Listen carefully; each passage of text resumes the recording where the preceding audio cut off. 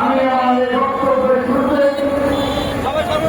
শহীদ আহমদাই, শহীদ ওয়াসিম, শহীদ মুগ্ধ, শহীদ আব্দুল সহ ছাত্র জনতার প্রায় ১৪০০ অধিক ছাত্ররা শহীদ হয়েছে। আমাদের নেতা কর্মীরা শহীদ হয়েছে। তাদের আত্মার মাত্রা কামনা করছি, তাদের স্মৃতি প্রতি গভীর শ্রদ্ধা নিবেদন করছি এবং প্রতিজ্ঞা করছি বাংলাদেশ বাংলাদেশ তাদের এই স্মৃতিকে ধরে রাখবে এবং তাদের আত্মত্যাগকে ভিতরে ধারণ করে আগামী ছাত্র রাজনীতি আমরা চালনা করে ইনশাআল্লাহ।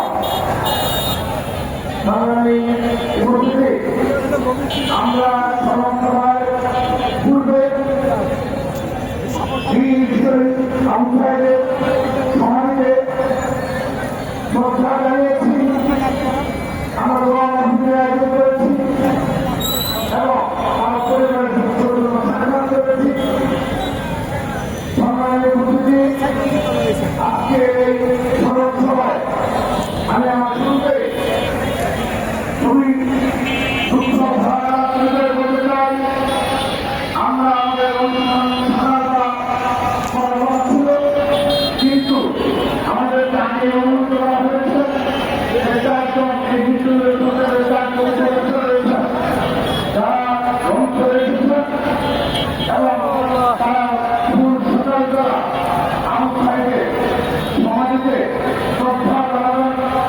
সেজন্য আমরা আমাদের কর্মসূচি গুছিয়ে সকাল 11টার সময় দুপুরে গিয়েছিলাম, কিন্তু আমরা যখন তিনজনকে গেলাম তখন এই স্থানীয় যারা রয়েছে অবস্থায় পরিবেশে আত্মীয় স্বজন দেওয়া রয়েছে, তারা আমাদের অবগত করেছে যার জন্য প্রতিষ্ঠার কেউ এই দ্বিতীয় সরকারের কেউ তার খবর দেওয়া করেনি এবং উল্লেখযোগ্যভাবে সত্যিকার অর্থে তারাও কেউ সংস্থাকে খবর দেওয়া করেনি। আমরা সত্যি ঘটনা করেছি, অবাক করেছি। প্রথম শাহাদাত প্রার্থীতে যদি এ ধরনের ভুলে যাওয়ার প্রবণতা থাকে, এই সত্যি কষ্টকর। আমরা সকলের পক্ষে নিন্দা জানাচ্ছি এবং এ ধরনের বৈষম্যমূলক আচরণের স্বীকার জানাচ্ছি। সম্মানীয় উপস্থিতি, জুলাই আগস্টের গণঅভ্যুত্থানে বাংলাদেশ জাতীয়তাবাদী ছাত্রদল অকুতোভয় লড়াই করেছে, সংগ্রাম করেছে। আপনারা অবগত ছিলেন ৩ জুলাই ২০২৪ বিএনপির ভারপ্রাপ্ত চেয়ারম্যান ছাত্রদলের সাংগঠনিক অভিভাবক জনাব তারেক রহমান ভিডিও বার্তার মাধ্যমে তার ফেসবুক অ্যাকাউন্ট থেকে ভিডিও বার্তার মাধ্যমে বাংলাদেশের ছাত্র সমাজকে সতর্ক করেছিল যে ২০১৮ সালের মতোই এই দুনিয়াতেরা ব্রিটিশ শাসনের প্রধান শেখ হাসিনা সাধারণ শিক্ষার প্রতারণা করবে।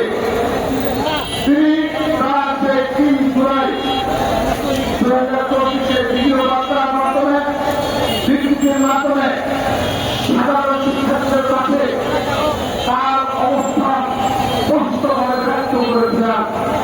শুধু তাই নয়, তার সেই ৩ জুলাই ২০২৪ দীর্ঘ সময় ভিডিও বার্তায় ব্রিটিশদের বিরুদ্ধে অবস্থান নেওয়ার জন্য তদুপরি বাংলাদেশ জাতীয় ছাত্রদলকে সাধারণ শিক্ষার্থীদের সামনে দেওয়ার জন্য নির্দেশনা প্রদান করেছিলেন। তাই আমাদের জাতীয় ছাত্রদলের সকল পর্যায়ে আমরা সংস্কার আন্দোলনের সূচনার মধ্যে সাধারণ শিক্ষার্থীদের সামনে ছিলাম।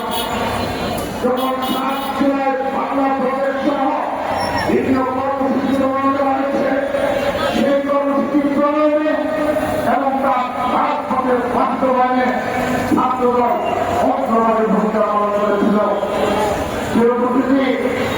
৮ জুলাই